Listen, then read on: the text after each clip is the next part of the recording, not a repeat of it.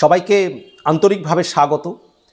যে যেখান থেকে আমার আজকের আলোচনা দেখছেন সবার জন্য আন্তরিক শ্রদ্ধা, সম্মান এবং শুভকামনা। আমার আজকের আলোচনার বিষয় বাংলাদেশের প্রধানমন্ত্রী শেখ হাসিনা, যিনি 5ই আগস্টের পর থেকে ভারতে রয়েছেন। তিনি কবে বাংলাদেশে ফিরবেন, কিভাবে ফিরবেন এবং কি রূপে ফিরবেন? তিনি কি বাংলাদেশের প্রধানমন্ত্রী রূপে ফিরবেন, নাকি আওয়ামী লীগের সভানেত্রী হিসাবে বাংলাদেশে ফিরবেন? আজকের ভিডিওতে আমি সেই বিষয়টি আলোচনা করব, তুলে ধরব। ভিডিওটি সম্পূর্ণ দেখবেন। আপনাদের যে কোনো মন্তব্য যেটা রয়েছে এ বিষয়ে সেই মন্তব্য প্লিজ জানাবেন এবং আমার ভিডিওগুলো নিয়মিত দেখার জন্য অবশ্যই আমার চ্যানেলটি প্লিজ সাবস্ক্রাইব করবেন। শেখ হাসিনা প্রায় 8 মাস হয়ে গেল তিনি ভারতে রয়েছেন। প্রধানমন্ত্রীর যে মর্যাদা, যে প্রোটোকল, যে সম্মান, সেই সম্মান নিয়ে তিনি ভারতবর্ষে রয়েছেন।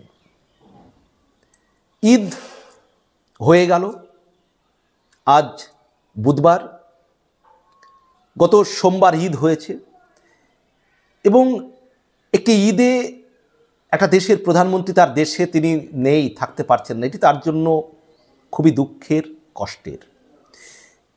বাংলাদেশের আওয়ামী লীগ নেতা কর্মীদের জন্য এই ঈদ প্রচণ্ড দুঃখের, কষ্টের, বেদনার। এটা অস্বীকার করার উপায় নেই।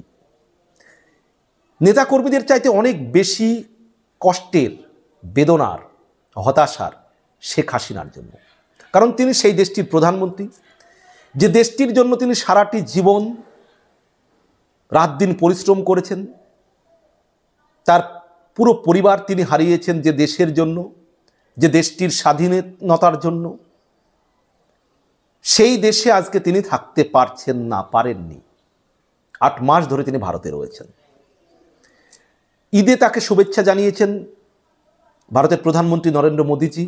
তার সঙ্গে ঈদের শুভেচ্ছা বিনিময় হয়েছে এবং বিভিন্ন পরিস্থিতি, পরিবেশ নিয়ে আলোচনা হয়েছে নরেন্দ্র মোদীজির সঙ্গে শেখ হাসিনার।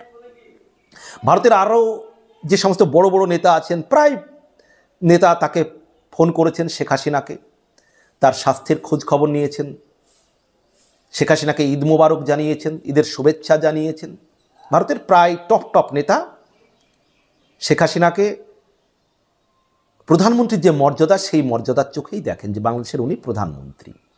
এবং আমরাও শেখ হাসিনাকে বাংলাদেশের প্রধানমন্ত্রী রূপে একজন অসাধারণ নেত্রী হিসেবে সম্মানের চোখে দেখি সব সময়। বঙ্গবন্ধুর কন্যা, বাংলাদেশের প্রাইম মিনিস্টার, প্রধানমন্ত্রী শেখ হাসিনা। এখন 8 মাস হয়ে গেল। আমরা অনেকেই ধারণা করেছিলাম, একটা এরকম সম্ভাবনা সৃষ্টি হয়েছিল যে মার্চের মধ্যেই তিনি বাংলাদেশে ফিরে যাবেন। কিন্তু এখনও তো তিনি ফিরলেন না। কেন তিনি ফিরছেন না? এখনও ফিরতে পারছেন না, ফেরার পরিবেশ হচ্ছে না কেন? এখন কূটনৈতিক পর্যায়ে এই বিষয়টি কিন্তু উচ্চ পর্যায়ে বিভিন্নভাবে আলোচনা হচ্ছে। এই বিষয়টি এখন শুধু যে একবারে একা ভারত এটা নিয়ে ভাবছে তা নয়, বিশ্বে আরও দেশ কিন্তু এটা নিয়ে ভাবছে যে শেখ হাসিনা কীভাবে, কোন পদ্ধতিতে ভারত থেকে বাংলাদেশে যাবেন, যেহেতু তার নিরাপত্তার বিষয় রয়েছে। তিনি প্রধানমন্ত্রী হিসেবেই যাতে ফিরতে পারেন, সেটা অনেক রাষ্ট্রও কিন্তু চাইছে। আমরা ভারতবাসীরাও চাই যে তিনি বাংলাদেশে প্রধানমন্ত্রী রূপেই ফিরুন। কারণ বাংলাদেশের আজকে যে পরিস্থিতি, অস্থির বাংলাদেশের সাধারণ মানুষের কোনো নিরাপত্তা নেই। সারা বাংলাদেশ জুড়ে মবের রাজত্ব চলছে, মগের মুল্লুক চলছে, আইন নেই, শৃঙ্খলা নেই। আজকে বাংলাদেশে যারা মুক্তিযুদ্ধের চেতনায় বিশ্বাসী, মুক্তিযোদ্ধাদের পরিবার, আওয়ামী লীগ নেতাকর্মী, তাদের উপরে অকথ্য সীমাহীন অত্যাচার চালাচ্ছে এই ডক্টর ইউনূসের লেঠেল বাহিনী, সন্ত্রাসী বাহিনী।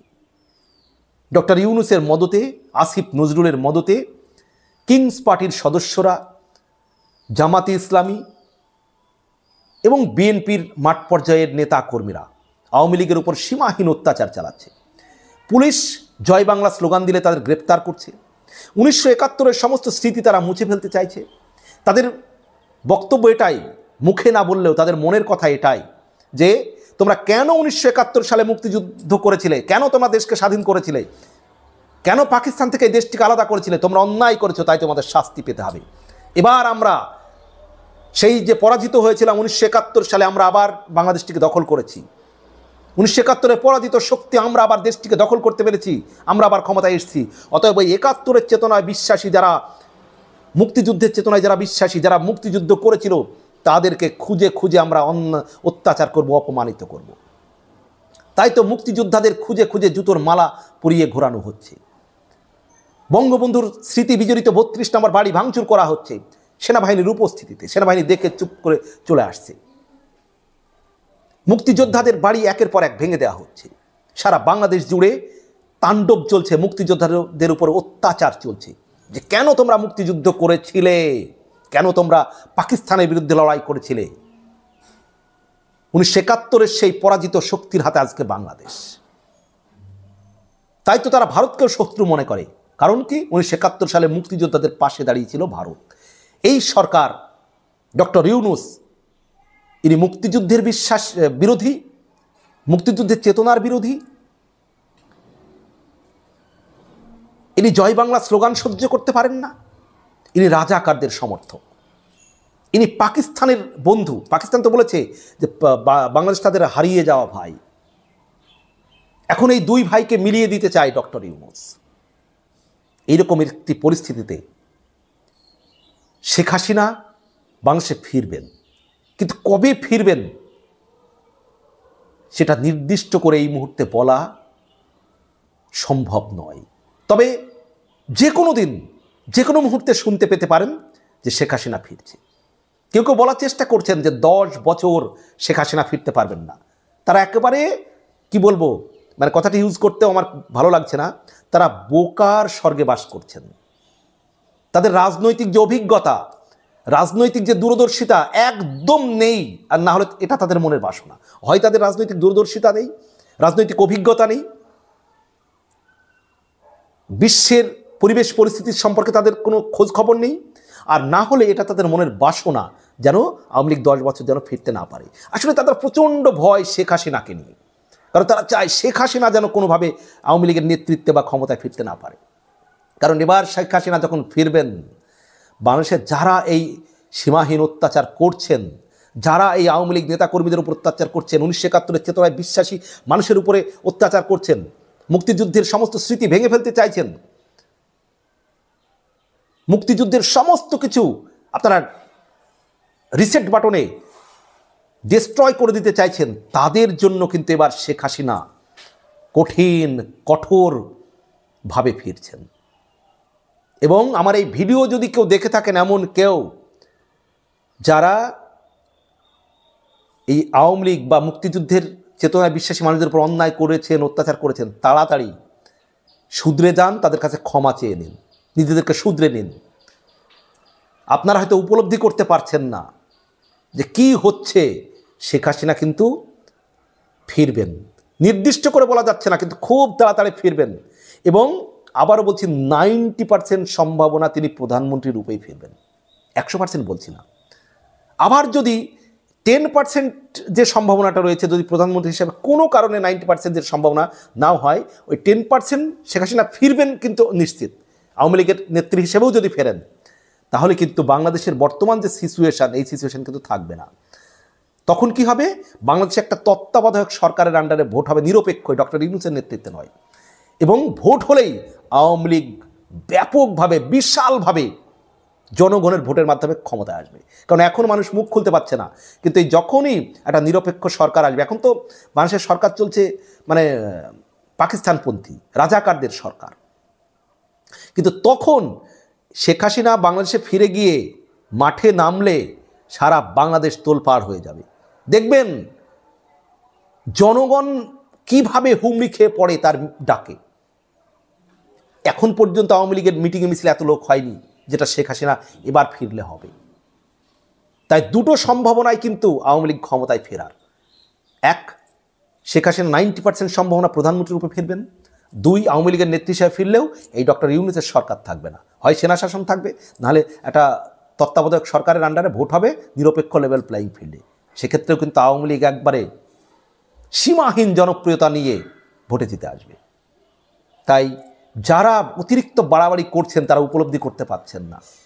আওয়ামী লীগের উপরে যারা অন্যায় অত্যাচার করছেন শুধরে যান, এখনও সময় আছে। আর এবার কিন্তু শেখ হাসিনা এমন রূপে ক্ষমতায় ফিরবেন সেটা কিন্তু আপনাদের কারো ধারণাই নেই যে শেখ হাসিনা এবার কী করবেন। সময় আছে, শুধরে যান আর পালানোর পথটা ঠিক করে রাখবেন, দেখে রাখবেন। পালাতে দেবে না, কিন্তু তারপরেও যদি পারেন পালানোর পথটা দেখে রাখবেন। যারা আওয়ামী লীগ নেতাকর্মীদের উপর অত্যাচার করছেন, যারা মুক্তিযুদ্ধের চেতনার মানুষের উপরে অত্যাচার করছেন, মানুষের সাধারণ মানুষের উপর অন্যায় অত্যাচার করছেন, তারা হয় শুধরে যান আর না হলে পালানোর পথ দেখে রাখুন। হঠাৎ করে একদিন হয়তো শুনবেন গভীর রাতে ঘটনা ঘটে গিয়েছে, পরের দিন শুনবেন শেখ হাসিনা পৌঁছে গিয়েছে, ক্ষমতা হাতে চলে এসছে। যদি বলেন এভাবে ঘটতে পারে, দেখবেন পরিস্থিতিতে কি হচ্ছে, কি খোঁজখবর তো রাখেন না, টের পেয়ে যাবেন তখন। সম্মানিত দর্শক, এ বিষয়ে আপনাদের কি মন্তব্য রয়েছে অবশ্যই জানাবেন। ভালো থাকবেন, সুস্থ থাকবেন, সবার জন্য শুভকামনা। আর আমার ভিডিওগুলো নিয়মিত পেতে অবশ্যই আমার চ্যানেলটি সাবস্ক্রাইব করবেন প্লিজ।